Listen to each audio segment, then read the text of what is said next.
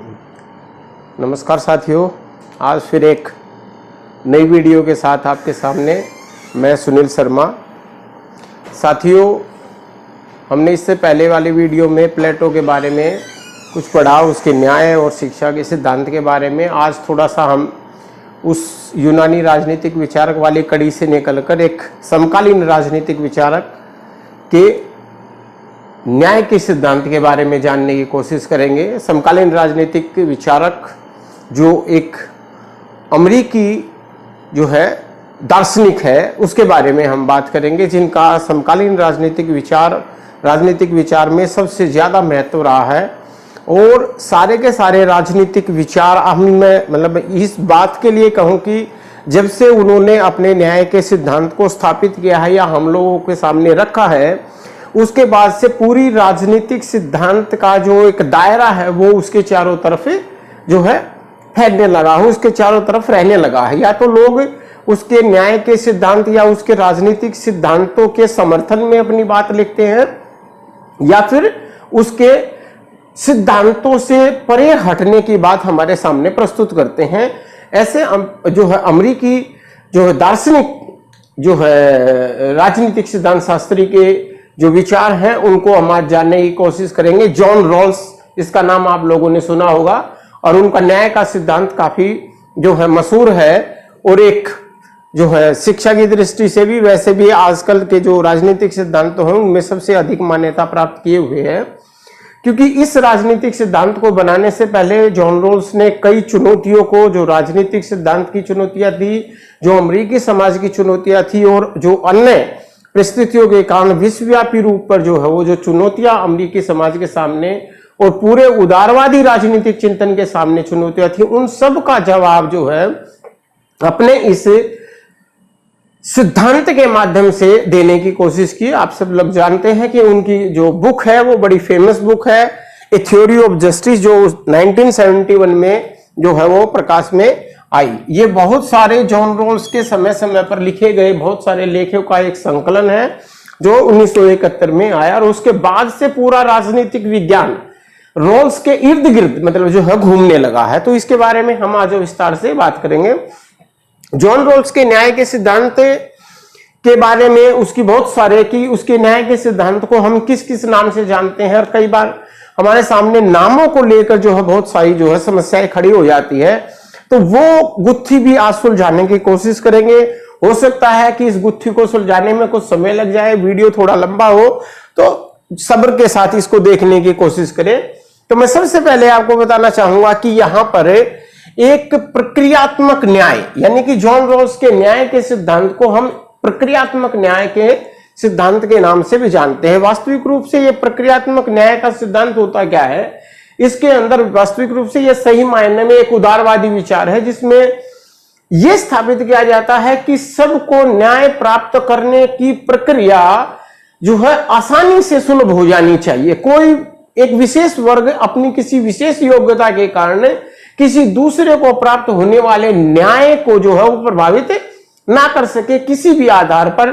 जैसा कि हम अपने यहां पर पढ़ते भी हैं कि भेदभाव नहीं होना चाहिए लिंग के आधार पर, जाति के आधार पर, वर्ग के आधार पर, धर्म के आधार पर, जो किसी भी आधार पर नहीं होना चाहिए। लेकिन इसमें एक और जो विशेष बात है कि सबके लिए न्याय उपलब्ध हो, इसकी प्रक्रिया तो है लेकिन सबको हो जाए इसका कोई प्रावधान यहां पर नहीं है। यानी कि प्रक्रिया सबके लिए है कि कोई न्याय लेना चाहता है तो वो ले सकता है। वास्तविक रूप से ये उदारवादी विचार है, मैं आपके सामने इस बात को।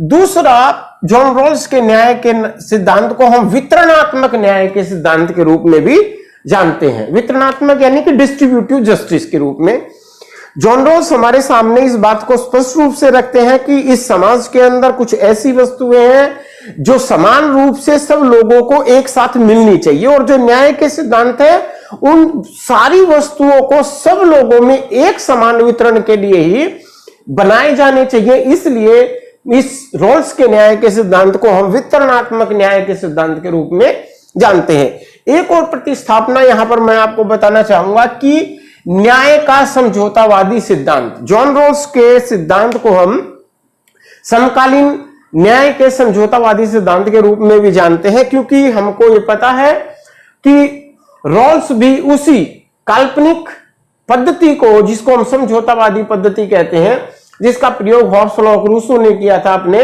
राज्य के सिद्धांतों को स्थापित करने के लिए, अपनी प्रभुसत्ता के सिद्धांतों को स्थापित करने के लिए, उसी पद्धति का प्रयोग जो है जॉन रॉल्स हमारे सामने करता है। तो इसको हम इस प्रकार से एक समझौतावादी सिद्धांत, जिसका आगे चलकर हम विस्तार से वर्णन करेंगे।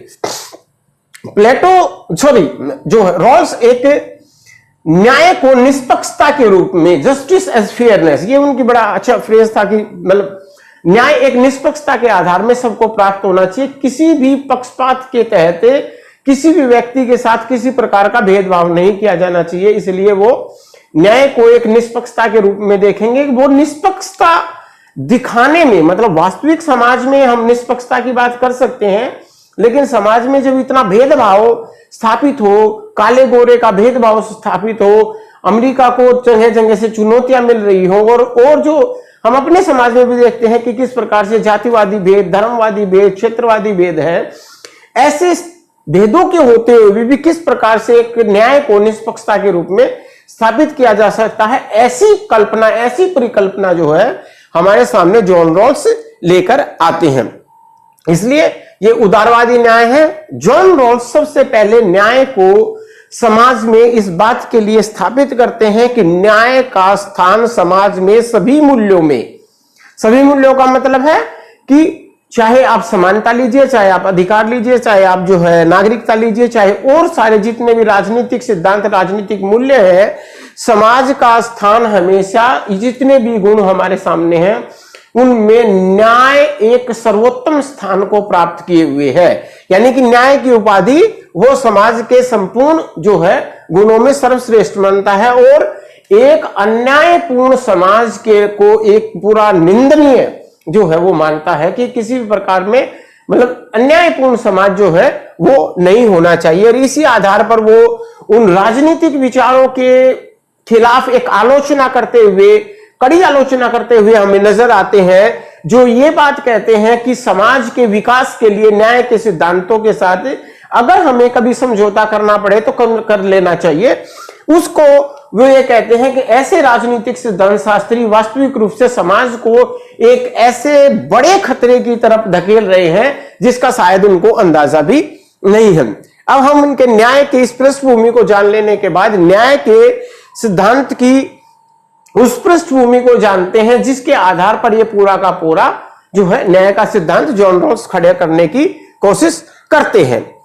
तो जॉन रॉल्स के सामने, मतलब हमारे सामने भी सबसे बड़ी बात यह है कि न्याय की प्रमुख समस्या क्या है, यानी कि न्याय कैसे स्थापित हो।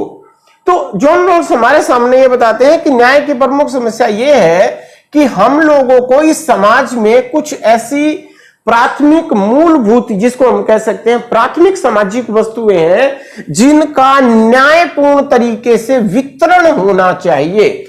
ये न्याय के सिद्धांतों की सबसे महत्वपूर्ण जो है समस्या हमें नजर आती है कि समाज के अंदर कुछ ऐसी मूलभूत प्राथमिक वस्तुएं हैं, जिनको हम सामाजिक वस्तुएं भी कह सकते हैं, उनका समाज के अंदर जो है वितरण होना चाहिए। और उन प्राथमिक वस्तुओं को जॉन रॉल्स 7 भागों में हमारे सामने, यानी कि उनकी जो टोटल संख्या है जॉन रॉल्स वो 7 हमारे सामने बताता है। ऐसी प्राथमिक वस्तुएं हैं अधिकार और स्वतंत्रताएं, शक्तियां और अवसर, आय एवं संपदा एवं आत्मसम्मान, यानी कि rights and liberty, power and opportunity, income and wealth and self respect. वो कहता है कि ये 7 चीजें प्रत्येक मनुष्य को उसके मनुष्य होने के नाम से ही मिलनी चाहिए, इसमें किसी प्रकार का भेदभाव नहीं करना चाहिए। और न्याय की प्रमुख समस्या यही है कि इन 7 चीजों को वितरण करने के लिए ऐसे सिद्धांतों की जो है निर्माण किया जाए जिससे कि उसमें किसी प्रकार का भेदभाव ना हो। और इसलिए इन्होंने इसकी प्रक्रिया निर्धारित करने के लिए उन्होंने इसको शुद्ध प्रक्रियात्मक न्याय की संज्ञा भी दी। यानी कि जो भी सिद्धांत एक बार स्वीकार कर लिए जाएंगे, कब स्वीकार कर लिए जाएंगे? उस स्थिति में जब हम न्याय के सिद्धांतों को स्वीकार करने के लिए बैठेंगे, जिसको मूल स्थिति जो है जॉन रॉल्स कहते हैं, वह अनिवार्यतः रूप से न्यायपूर्ण होने चाहिए। इस बात की व्यवस्था जो है जॉन रॉल्स करते हैं कि उसमें किसी प्रकार का अन्याय नहीं होना चाहिए।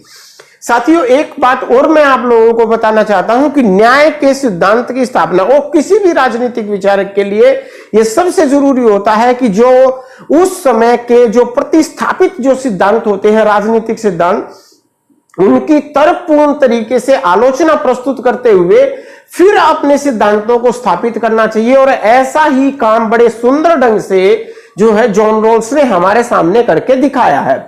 उस समय पर बहुत लंबे समय से पूरे, अभी मतलब हम कह सकते हैं कि पूरे यूरोप में, पूरे वेस्टर्न कंट्री में, और हम लोग भी उसी सिद्धांत पर आज तक काम करते आ रहे हैं। और वो सिद्धांत उस समय पर न्याय का जो है वो एक प्रचलित सिद्धांत बन चुका था, जिसकी आलोचना जो है वो जॉन रॉल्स ने हमारे सामने की है। और उस न्याय के सिद्धांत को हम मानते हैं, जानते हैं उपयोगितावाद के सिद्धांत के नाम से। उपयोगितावाद के सिद्धांत की आलोचना प्रस्तुत करने के बाद ही जॉन रॉल्स जो है वो आगे अपने सिद्धांत की बात करता है। उपयोगितावादी सिद्धांत क्या है, संक्षेप में मैं आप लोगों को बताऊंगा। उपयोगितावादी सिद्धांत अधिकतम लोगों के अधिकतम सुख के सिद्धांत पर आधारित है, यानी कि एक पैमाना है कि लोगों को, कितने लोगों को कैसे सुख प्राप्त हो, तो उस चीज को हम एक न्यायपूर्ण चीज मान सकते हैं। लेकिन जॉन रॉल्स इसकी आलोचना करते हुए ये हमारे सामने प्रस्तुत करते हैं कि चाहे कितने भी लोगों के सुख की मात्रा को कितनी जो है ऊपर तक बढ़ा दिया जाए, लेकिन उन लोगों के दुख से कोई भी जो है जो उसका खामियाजा नहीं पूरा किया जा सकता, जिनको वो सुख प्राप्त नहीं हुए हैं। यानी कि इसमें अल्पसंख्यक समाज की जो है वो पूर्ण रूप से अनदेखी की गई है। साथियों, यहां पर अल्पसंख्यक समाज से मतलब किसी जाति और धर्म पर आधारित नहीं है, केवल ये लोकतंत्र का सिद्धांत है। अल्पमत और बहुमत वाला जो है ये केवल संख्या पर आधारित सिद्धांत है। कई बार लोग अल्पमत या अल्पसंख्यक नाम से कुछ और जो है धारणाएं लगते हैं, वो राजनीतिक सिद्धांत के अंदर स्थापित नहीं है, और ना ही उसकी बात जो है यहां पर जॉन रॉल्स करता है। अल्पसंख्यक का मतलब है कि केवल संख्या के आधार पर जो लोग कम है। अब हम ये देखते हैं कि इस आलोचना के बाद जॉन रॉल्स अपने न्याय के सिद्धांत को स्थापित करने के लिए किस प्रकार की पद्धति यानी कि मेथोडोलॉजी का प्रयोग करते हैं। साथियों, हम सब लोगों ने पढ़ा भी होगा, देखा भी होगा कि वो यहां पर एक सामाजिक अनुबंध, जो मैंने यहां पर बताया है समझौतावादी न्याय इसलिए कहा जाता है कि एक सामाजिक अनुबंध प्रणाली यानी कि social contract system, social contract theory, उस मेथोडोलॉजी का प्रयोग जॉन रॉल्स हमारे सामने करते हैं। क्यों करते हैं उसकी बात भी हम अभी आगे करेंगे। इस बारे में हम लोग जानते हैं कि समझौतावादी सिद्धांत का प्रयोग करके कौटिल्य ने हमारे सामने इसका राज्य के सिद्धांत के लिए प्रयोग किया, हॉब्स, लॉक, रूसो ने इसका किया। इसकी आवश्यकता क्यों पड़ी?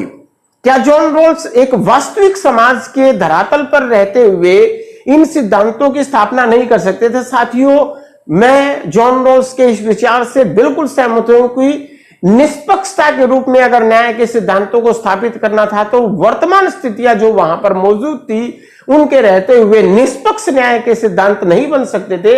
इसलिए जॉन रॉल्स ने इस एक काल्पनिक स्थिति की कल्पना हमारे सामने की, जिसमें क्योंकि उस समय की जो परिस्थितियां थी अमेरिकी समाज के अंदर काले गोरे के अधिकारों को लेकर, जैसे आजकल भी चल रहा है वो एक अलग इश्यू है, काले गोरे के अधिकारों को लेकर बड़ी लड़ाई चल रही थी। अमेरिका का अंतरराष्ट्रीय स्तर पर वियतनाम जो है युद्ध के कारण, वियतनाम संकट के कारण काफी आलोचना हो रही थी। और जो सबसे महत्वपूर्ण बात है कि राजनीतिक सिद्धांतों की पतन की घोषणा डेविड ईस्टन हमारे सामने कर चुके थे, जिसको जबरदस्त समर्थन जो है एल्फ्रेड कोबान ने और रॉबर्ट डहेल जैसे शक्तिवादी राजनीतिक विचारकों ने भी दिया था। तो राजनीतिक उदारवादी, खासकर जो मूल्य आधारित उदारवादी राजनीतिक जो सिद्धांत है उनकी आलोचना हुई थी। तो दोबारा से एक उदारवादी राजनीतिक विचारक होने के नाते मूल्य आधारित राजनीतिक सिद्धांतों की स्थापना करने का पूरा दारोमदार, जो हम सही मायने में कहें कि वो जॉन रॉल्स के ऊपर आ पड़ा था। और 1971 में अपनी थ्योरी, जो पुस्तक है थ्योरी ऑफ जस्टिस में, उसमें उसने बड़ी खूबी से उसमें निभाने की कोशिश की। तो उस सारे जो है काले गोरे के अधिकारों को लेकर संकट और ये जो सारे जो भेदभावपूर्ण विचार थे, इन परिस्थितियों के चलते अगर न्याय के सिद्धांतों के लिए आपसी सहमति बनती तभी भी वो सही तरीके से नहीं बन सकते थे। इसलिए उन्होंने एक काल्पनिक युक्ति, जिसमें कि अगर वर्तमान भेदभाव पूर्ण स्थिति को से लोगों को दूर कर दिया जाए और एक ऐसी आदर्श स्थिति में उनको पहुंचा दिया जाए जहां पर वे लोग अपने खुद की जो पहचान है उसको भूल जाएं और एक सही मायने में रैशनल एजेंट, जिनको जो है बाद में नाम देते हैं जो जॉन रॉल्स, वो रैशनल एजेंट यानी कि विवेकशील कर्ता के रूप में काम करे। देखिए, विवेकशीलता उदारवादी राजनीतिक सिद्धांत का मूल है।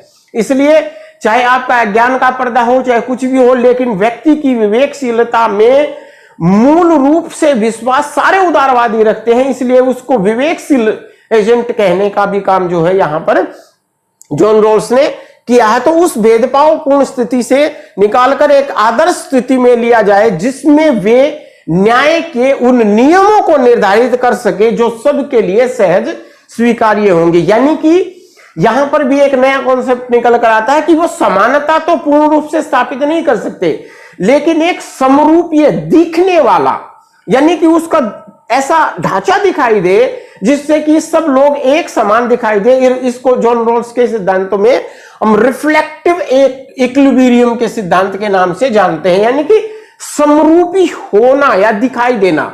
वास्तविक रूप से वो है नहीं, लेकिन अज्ञान के पर्दे के कारण और मूल स्थिति के कारण वो एक जैसी समान स्थिति में पहुंच जाते हैं और उस आदर्श स्थिति में पहुंचने के बाद न्याय के सिद्धांतों की स्थापना करने की बात करते हैं। इसमें जो काल्पनिक स्थिति में से सबसे पहली जो बात इसके बाद निकल कर आती है वह है मूल स्थिति। यह काफी महत्वपूर्ण बिंदु है जॉन रॉल्स के न्याय के सिद्धांत में, क्योंकि जब तक वो मूल स्थिति में यानी कि ओरिजिनल पोजीशन में सारे लोग नहीं होंगे, जहां पर भेदभाव नहीं होने की बात जो है वो जॉन रॉल्स हमारे सामने करता है।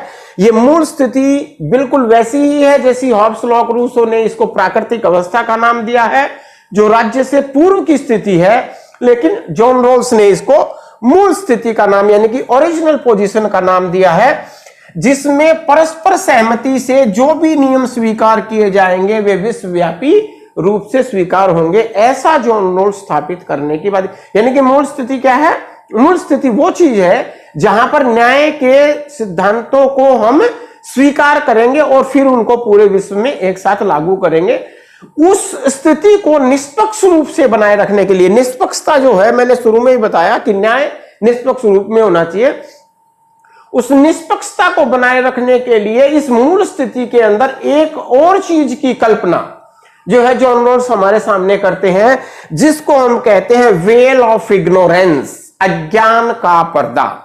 यह अज्ञान का पर्दा क्या काम करता है? ये उन व्यक्तियों पर, चाहे वे काले हैं, गोरे हैं, या फिर वो स्त्री हैं या पुरुष हैं, या वो जिस भी भेदभाव से अगर भारतीय समाज के अंदर लगाकर हम चले तो चाहे जाति आधारित पर जो है आधारों पर बटा हुआ समाज हो, चाहे धर्म के आधारों पर बटा हुआ समाज हो, वे सारे लोग ऐसी स्थिति में पहुंच जाए जिस स्थिति में वे अपनी वास्तविक पहचान कि वे क्या हैं उसको भूल जाए और केवल अपने विवेक से एक मनुष्य होने के नाते, एक मानव होने के नाते काम करे। तो ये अज्ञान का पर्दा उनके विवेक के ऊपर पड़ जाता है। इस अज्ञान का पर्दे का विवेक के ऊपर पड़ जाने के बाद क्या काम होता है? इसके कारण सब लोग अपनी अपनी व्यक्तिगत आवश्यकताओं, अपने व्यक्तिगत हितों, अपनी स्किल्स उनके अंदर क्या है और अपनी योग्यताएं, यानी कि वे अपनी आवश्यकताओं के बारे में, हितों के बारे में, निपुणताओं के बारे में और योग्यताओं के बारे में बेखबर हो जाते हैं। उनको पता ही नहीं होता कि वास्तविक रूप से उनकी जरूरतें क्या हैं, उनके हित क्या हैं।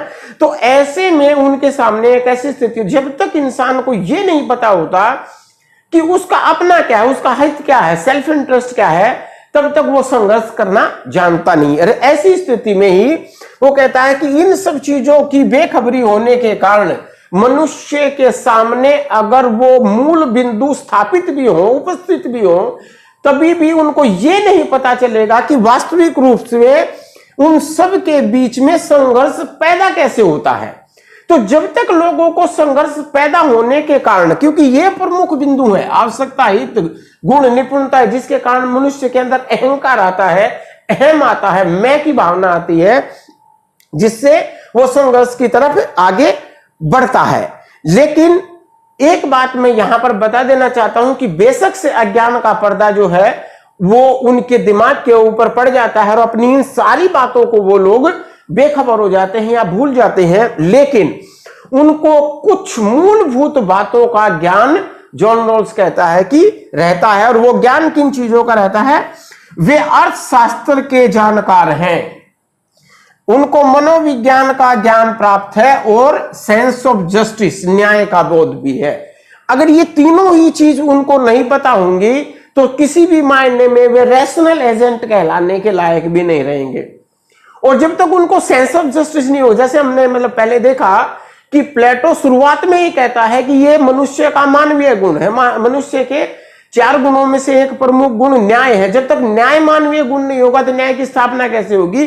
ठीक उसी प्रकार से यहां पर रोल्स कहते हैं कि अगर उनको सेंस ऑफ जस्टिस रहेगा नहीं तो वो न्याय के सिद्धांतों की स्थापना कैसे करेंगे? तो इसलिए वो सेंस ऑफ जस्टिस यहां पर पहुंचते हैं और ये सारे विवेकशील कर्ता इस स्थिति में एक सहमति के लिए यहां पर एकत्रित होते हैं, यानी कि मूल स्थिति में अज्ञान के पर्दे के पीछे बैठे और उनके सामने न्याय के बहुत सारे विकल्प सिद्धांतों के आते हैं और जिनको ऊपर वो बड़े तर्कपूर्ण तरीके से, क्योंकि अर्थशास्त्र, मनोविज्ञान और ये उनके तर्क को, उनकी विवेकशीलता, उनके तर्क को जिंदा रखती है, तर्कपूर्ण तरीके से विचार करते हैं। ऐसी स्थिति में जो सबसे महत्वपूर्ण बात है वो ये है कि देखिए, उपयोगितावादी सिद्धांत को जॉन रॉल्स ने ना केवल अपने सिद्धांत को स्थापित करने से पहले आलोचना करी, बल्कि मूल स्थिति के अंदर, ओरिजिनल पोजीशन के अंदर भी उपयोगितावादी सिद्धांत का वो खंडन करते हैं, जिसके बारे में मैं भी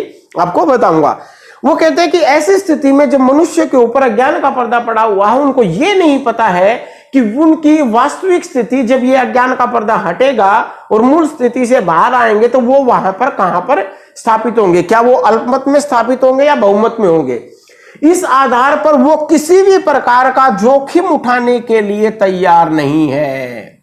वे लोग किसी भी प्रकार का जुआ खेलने, किसी प्रकार का दावा लगाने और किसी भी प्रकार का जोखिम उठाने के लिए तैयार नहीं है। इसलिए वे न्याय के उपयोगितावादी सिद्धांत को एक सिरे से नकार देते हैं।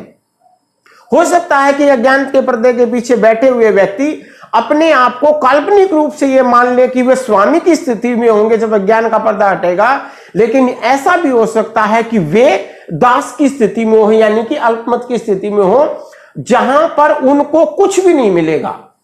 तो ऐसी स्थिति से निकलकर एक बेहतर विकल्प जो है वो वहां पर खोजने की कोशिश करते हैं और वो एक जो सबसे कम हानिकारक रास्ता है उसको अपनाने की कोशिश करते हैं। और इस सबसे कम हानिकारक जो रास्ते में उनको जो रास्ता दिखाई देता है उसको वो कहते हैं हीनतम स्थिति का अधिकतम लाभ। अधिकतम लोगों के अधिकतम लाभ की बजाय यहां पर वो स्थापित करते हैं हीनतम स्थिति के लोगों का अधिकतम लाभ।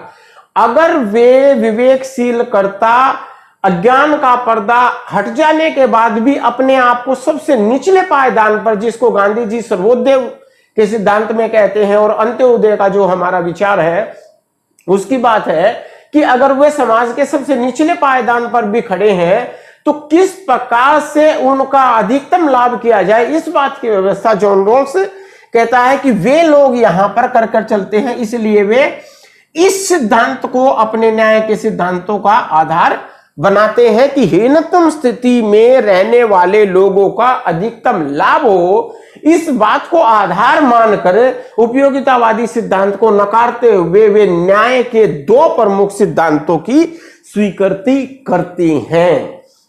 दो न्याय के सिद्धांत क्या है, जिनको हम स्वतंत्रता और समानता के नाम से जानते हैं। वो 2 न्याय के सिद्धांत मैं आपके सामने अभी बताता हूं क्या है, और फिर उनको जॉन रॉल्स किस प्रकार से एक नए तरीके से अरेंज करते हैं और उनकी व्याख्या क्या करते हैं उसके बारे में बात करेंगे। जो न्याय का सबसे पहला सिद्धांत है, जिसको हम समान स्वतंत्रता का सिद्धांत कहते हैं, वह है प्रत्येक व्यक्ति को सबसे व्यापक स्वतंत्रता का ऐसा समान अधिकार प्राप्त होना चाहिए जो दूसरों की वैसी ही स्वतंत्रता के साथ निभ सके। यह पहला सिद्धांत है, यानी कि स्वतंत्रता का सिद्धांत जो सबसे ज्यादा व्यापक स्वतंत्रता है, लेकिन वह दूसरों के साथ कंपेटेबल हो, दूसरों के साथ निभ सके, किसी को कम या किसी के ज्यादा नहीं होगी, यानी कि इसमें किसी प्रकार का भेदभाव जॉन रॉल्स हमारे सामने करने की स्थिति में नहीं दिखाई देता है। दूसरा जो प्रमुख सिद्धांत है जिसको हम समानता के सिद्धांत में जानते हैं, लेकिन इसी के अंदर विषमता का सिद्धांत भी स्थापित है। दूसरा सिद्धांत है सामाजिक और आर्थिक विषमताएं इस ढंग से व्यवस्थित की जाएंगी। यहां पर देखिए कि यहां पर समानता के सिद्धांत को स्थापित करने से पहले जॉन रॉल्स विषमताओं के लिए एक स्पेस छोड़कर चलता है। मूल रूप से मानकर चलिएगा कि जितने भी उदारवादी राजनीतिक विचारक हैं वे पूर्ण आर्थिक समानता के समर्थन में कभी भी नहीं हो सकते। चाहे आप एडम स्मिथ, रिकार्डो, माल्थस, लॉक, रूसो, किसी को लेकर भी और आधुनिक समय तक भी आप आ जाइए, वे पूर्ण आर्थिक समानता के हक में कभी नहीं हो सकते। कुछ न कुछ स्पेस वो पूंजीपतियों के लिए हमेशा छोड़ते हैं। तो यही बात यहां पर हमेशा रॉल्स ने भी की है। तो वो यहीं से अपने दूसरे सिद्धांत की स्थापना करते हैं कि सामाजिक और आर्थिक विषमताएं इस ढंग से व्यवस्थित की जाएंगी कि इसमें दो सिद्धांत हैं। एक, इसमें हीनतम लोगों का अधिकतम लाभ हो। पहला सिद्धांत इसके अंदर यह है, अव्यवस्था इस सिद्धांत से स्थापित की जाएंगी। ख, ये विषमताएं उन पदों एवं स्थितियों के साथ जुड़ी हों जो अवसर की उचित समानता की शर्तों पर सबके लिए सुलभ हों। यानी कि दूसरे सिद्धांत में, समानता के सिद्धांत में, दो प्रकार के सिद्धांतों की बात जॉन रॉल्स हमारे सामने करते हैं। एक समानता का सिद्धांत और दूसरा भेदमूलक सिद्धांत, जिसको हम यहां पर कहते हैं। यहां पर जॉन रॉल्स सामाजिक और आर्थिक विषमताएं इस आधार पर व्यवस्थित की जाए कि हीनतम स्थिति के लोगों का अधिकतम लाभ हो। यह दूसरे पॉइंट का, दूसरे सिद्धांत की पहली इकाई है। और ये विषमताएं उन पदों एवं स्थितियों के साथ जुड़ी हों जो अवसर की उचित समानता की शर्तों के साथ उपलब्ध हों, तो सुलभ हों। इस आधार पर हमारे सामने तीन प्रमुख बिंदु इन दो सिद्धांतों से निकलकर आते हैं। वो तीन प्रमुख बिंदु क्या हैं? पहला है समान स्वतंत्रता का सिद्धांत, जो हमने पहले सिद्धांत के अंदर देखा। दूसरे सिद्धांत के दो रूप हमारे सामने निकलकर आते हैं, जिसमें पहला रूप है जिसको हम भेदमूलक सिद्धांत यानी कि डिफरेंस थ्योरी के नाम से जानते हैं। भेदमूलक सिद्धांत, यहां पर भेद किया गया है किस आधार पर? सामाजिक और आर्थिक आधार पर विषमताओं को जस्टिफाइड करने का काम जॉन रॉल्स करता है, जिसको मैं उदाहरण देकर अभी आपको बताऊंगा। और तीसरा है अवसर की उचित समानता, यानी कि सबको अपॉर्चुनिटी मिलनी चाहिए, एक समान अपॉर्चुनिटी मिलनी चाहिए। निश्चित रूप से समान स्वतंत्रताओं का सिद्धांत है कि किसी के साथ किसी भी प्रकार की राजनीतिक, आर्थिक, सामाजिक स्वतंत्रताओं में किसी प्रकार से कोई समझौता नहीं किया जाएगा। इस बात की स्थापना जॉन रॉल्स करते हैं। दूसरा सिद्धांत जो भेदमूलक सिद्धांत है, जिसकी सबसे पहली पंक्ति है कि सामाजिक और आर्थिक व्यवस्थाएं इस ढंग से व्यवस्थित की जाएं कि, यानी कि विषमताओं की हामी तो यहां पर जॉन रॉल्स करते हैं, लेकिन उसका जस्टिफिकेशन जो है जॉन रॉल्स एक बड़े विशिष्ट तरीके से कहते हैं कि समाज में हो सकता है कि कुछ लोगों को ख्याति प्राप्त हो और उनको होने भी चाहिए, हो सकता है कि उनके अंदर विशेष योग्यता हो, लेकिन उनकी उन विशेष योग्यता और विशेष ख्यातियों का जो लाभ है वह सबसे कमजोर व्यक्ति तक पहुंचना चाहिए, चाहे वो आर्थिक आधार पर हो चाहे सामाजिक आधार पर। और इस आधार पर वे बड़े बड़े पूंजीपतियों को द्वारा कमाई जाने वाली पूंजी को जस्टिफाइड करते हैं कि उसका एक बहुत बड़ा भाग इनकम टैक्स के रूप में, क्योंकि सरकार के पास जाता है और सरकार उस पैसे से सबसे कमजोर कड़ी के लोगों के लिए, निचले तबके के लोगों के लिए काम करती है, और काम करना भी चाहिए। इस बात की हिमायत यहां पर की गई है। सामाजिक दृष्टिकोण से भी जानते हैं हम कि फॉर एग्जांपल मैं देना चाहता हूं कि अमिताभ बच्चन, भारतीय समाज के अंदर अमिताभ बच्चन का एक काफी बड़ा सामाजिक रुतबा है। तो इस सामाजिक, या सचिन तेंदुलकर या लता मंगेशकर, मतलब या आमिर खान, मतलब इन लोगों का एक सामाजिक रुतबा है। तो इनके सामाजिक रुतबे का लाभ किस प्रकार से लिया जाना चाहिए? तो हमने देखा कि सामाजिक रुतबे का लाभ अमिताभ बच्चन ने बड़े अच्छे तरीके से, जिन लोगों को हमारे साइंटिस्ट, हमारे डॉक्टर भी इस बात को नहीं समझा पाए थे, बहुत सारी धारणाएं थी कि पोलियो की ड्रॉप में पता नहीं क्या मिलाकर पिलाया जाता है, ये किया जाता है, अमिताभ बच्चन ने अपनी उस सामाजिक स्थिति का लाभ उठाकर लोगों को उस पोलियो की ड्रॉप को लेने के लिए इतना प्रोत्साहित किया कि आज हम एक पोलियो फ्री इंडिया के दौर से गुजर रहे हैं। मतलब है, व्यवस्थित है और सही मायने में पोलियो यहां से जा चुका। तो इसमें अमिताभ बच्चन का, और ठीक इसी प्रकार से कुपोषण को लेकर आजकल आमिर खान का जो है एडवर्टाइजमेंट चल रहा है, और सचिन तेंदुलकर हमसे कोई बात कहते हैं तो उसका एक रुतबा, यानी कि उनका सामाजिक रुतबा उस कमजोर तबके को, जिसको कि कोई और नहीं समझा सकता, उसको समझाने में अगर काम आता है, तो ऐसी विषमताओं की इजाजत जॉन रॉल्स हमारे सामने देता है। और जो तीसरा सिद्धांत है कि अपनी अपनी उचित समानता का मतलब यही है कि सब लोगों को अपनी अपनी योग्यता के अनुसार जो जिस चीज को प्राप्त करना चाहते हैं वह योग्यता अगर उनके पास है, इक्वल अमंग्स द इक्वल्स, तो उसके अनुसार अवसर मिलने चाहिए उन पदों और स्थितियों को प्राप्त करने के लिए जो सबके लिए सुलभ होनी चाहिए। यानी कि लोकतांत्रिक प्रणाली में प्रत्येक पद प्रत्येक व्यक्ति के लिए हमेशा ओपन होता है अगर वह उसकी योग्यता रखता है। तो इस बात की भी हिमायत यहां पर जॉन रॉल्स अपने तीसरे सिद्धांत में करते हैं। इस सवाल को खत्म करने से पहले मैं एक जो बहुत महत्वपूर्ण जो है बात आपको कहना चाहता हूं कि जॉन रॉल्स इस बात को यहां पर समाप्त नहीं करते हैं। जॉन रॉल्स कहते हैं कि इस सिद्धांतों को हमें सही तरीके से देखने के लिए एक लेक्सिकल ऑर्डर यानी कि पूर्वता क्रम में लगाना पड़ेगा। यानी कि इन तीनों सिद्धांतों का क्रम हमें फिर से बदल कर देखना पड़ेगा, कौन सा सिद्धांत किस क्रम पर होना चाहिए और कहां पर इसकी स्थिति बनती है समाज के अंदर। तो साथियों, इस पूर्वता क्रम के अंदर जॉन रॉल्स ये बताते हैं कि जो सिद्धांत नंबर 1 है, सिद्धांत नंबर 1 कौन सा है? समान स्वतंत्रता का सिद्धांत, समान स्वतंत्रता का सिद्धांत। तो सिद्धांत नंबर 1 सिद्धांत नंबर 2 से हमेशा सर्वोच्च और ऊपर रहेगा।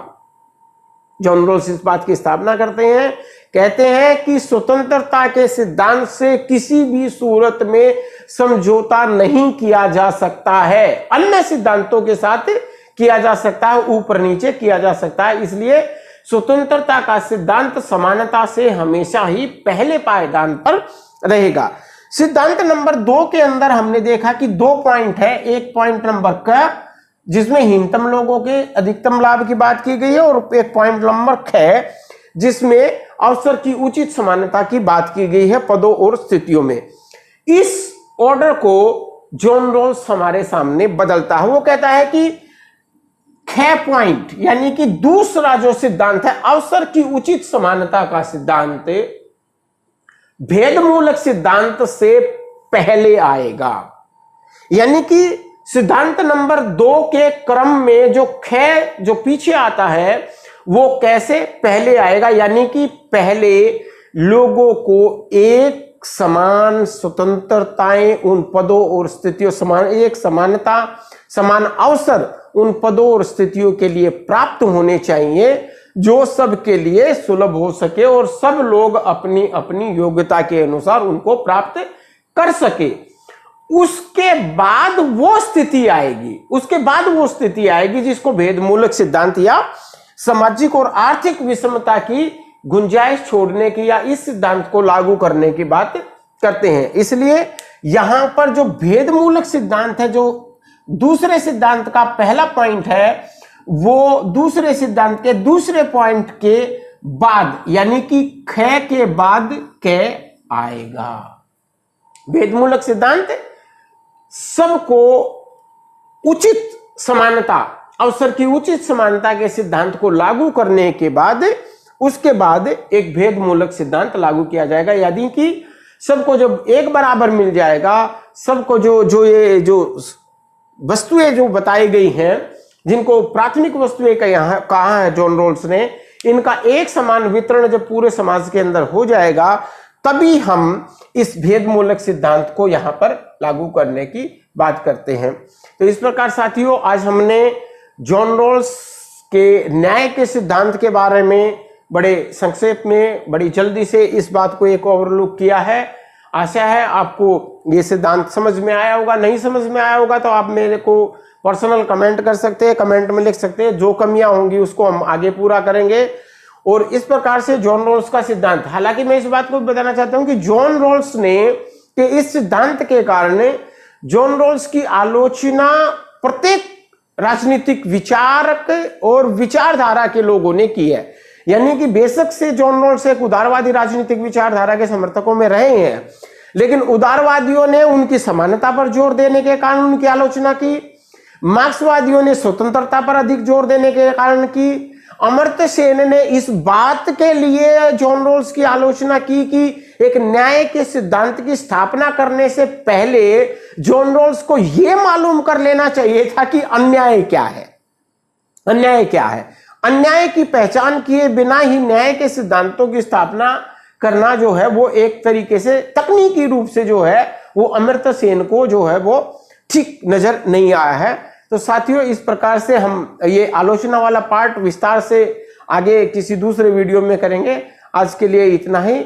आपका दिन शुभ हो। सब लोग अपना ध्यान रखें, अपने पड़ोसियों का ध्यान रखें और अपने आप को सुरक्षित रखें। नमस्कार।